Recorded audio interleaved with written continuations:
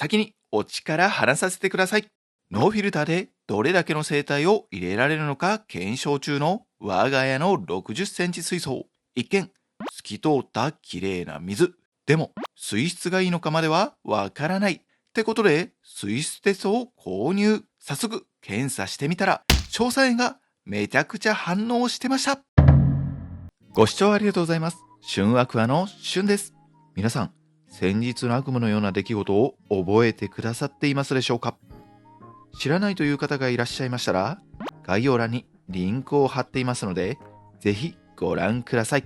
カージナルテトラを導入直後、白点病が発症してしまい、大ショックを受けていたのですが、原因は水替えの際に冷たい水を足してしまい、水温が急激に下がってしまったからなんじゃないかと思っています。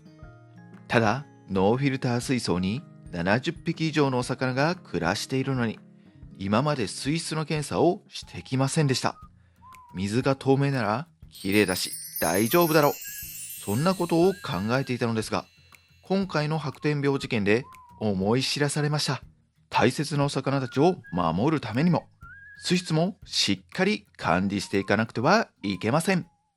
そこで今回購入したのがワイズラブさんから販売されている水質テストです。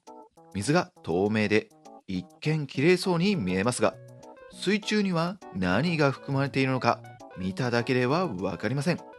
有毒な亜硝酸塩が含まれている可能性だってあります。この水質テストでは硝酸塩、亜硝酸塩、塩素、総硬度、炭酸塩硬度、pH を検査できるので、お魚が住みやすい環境が一目で確認することができます。中身はテスト用紙が入ったケースと説明書が入っています。説明書には消化サイクルのことや検査ができる項目の詳細が書かれていますね。今回の検査で特に見たい項目は硝酸塩と亜硝酸塩になります。この2つの項目と消化サイクルについて詳しく見ていきましょう。まず消化サイクルとは、お魚を育てているとどうしても糞や餌の残りが出てしまいますよね。お魚の糞や餌の残りをバクテリアが分解し、アンモニアが発生します。アンモニアは生態に非常に有害です。そのアンモニアをバクテリアがまた分解し、亜硝酸塩が発症します。亜硝酸塩もアンモニア同様、こちらも有害です。そして亜硝酸塩をさらにバクテリアが分解し、硝酸塩が発生します。硝酸塩はそこまで有毒ではありませんが、完璧に無害というわけではありません。これはどんどん蓄積されてしまうので、水替えにより定期的に排出します。それでは先ほど消化サイクルに出てきた硝酸塩と亜硝酸塩について解説します。硝酸塩とはろ過バクテリアにより最終的に生成される成分が硝酸塩です。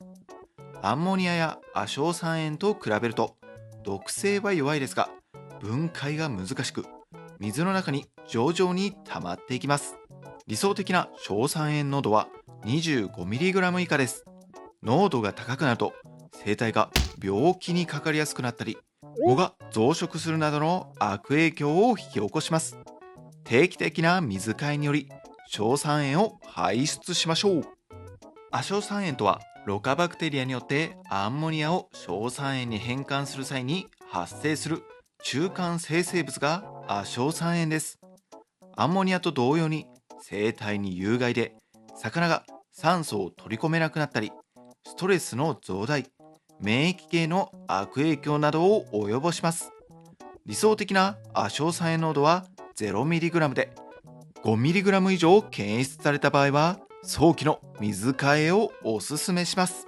その他にも塩素、総硬度、炭酸塩硬度、pH を検査することができるので、この数値が気になるという方はこちらもご覧ください。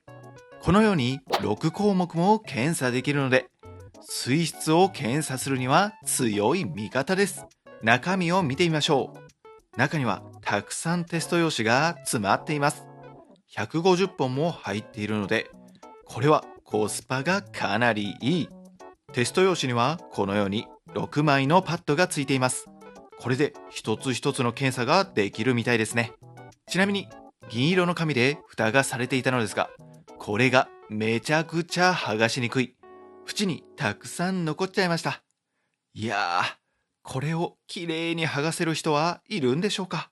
それでは早速テストしてみましょう。1秒つけて1分間放置します。これで検査の手順は終了。めちゃくちゃ簡単ですよね。この手軽さなら毎日でも検査ができちゃいそう。もし毎日したとしても150本もあるので、4から5ヶ月検査することができてコスパ最強です。それでは1分間放置した結果がこちら。上がテスト結果で、下が新品の用紙です。明らかに色が違いますね。カラーチャートと見比べてみましょう。